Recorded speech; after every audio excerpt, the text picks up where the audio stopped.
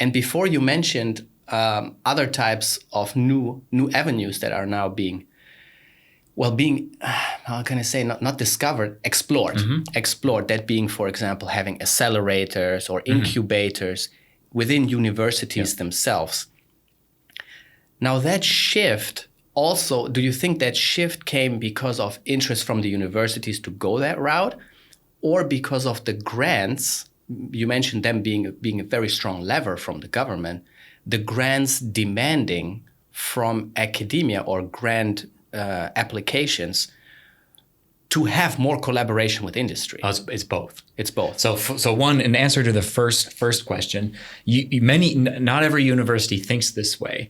But I was in Israel last week visiting universities there about their entrepreneurial and spin-off innovation cultures. One obvious thing is that universities need income. They need money to function. And they realize that spinning things out and licensing things are a way to get that income, right? So there is an obvious reason, and an obvious reason is that universities know that research, especially tech and biomedical research, can lead to major innovations that can generate a lot of revenues, and they shouldn't just sit on the shelf, right? So that's one thing. The other thing is universities also might be nudged by the government to say, listen, part of your mission is good research, good education, and to have an impact on society. So if a new product is created that benefits someone, that's good. If new jobs are created in your region or in the country that create that product and that can create, employed people that contribute to the tax base, all this kind of stuff, that's also good. And if it attracts immigrants and other knowledge base, that's good, right? And then also just, even if it's not about making money, okay, one of your missions is to not just be in the ivory tower, but that what you're actually doing should lead to society. So even if it's not going to be for profit, there's still people that should benefit from your research, right?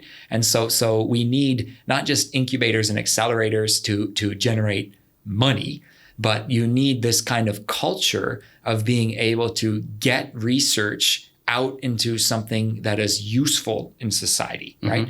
Now, then the third way is there are sometimes grants. So the grants might say, this grant requires you to mention how this is going to be used in society, and you will be evaluated on the case that you can make for how this to be used in society. So then we're not exactly talking about incubators and accelerators per se, but we are talking about, and they probably would be connected to those incubators and accelerators, but some sort of technology transfer office or some sort of unit of people on the campus who are good at helping you get your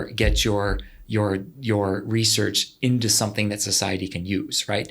And since you're talking about user UX design, I mean, this is the kind of thing, right? So in other words, okay, so you've made this super creative, expensive thing, but no one can use this. How can you make this so someone would use this, right? And how are you going to reach the patients, for instance, that might benefit from this, right? So now you're talking about platforms, and you're talking about social media, and you're talking about conferences, and you're talking about all these kinds of things. Right. So I put that kind of also in this part of the university as well.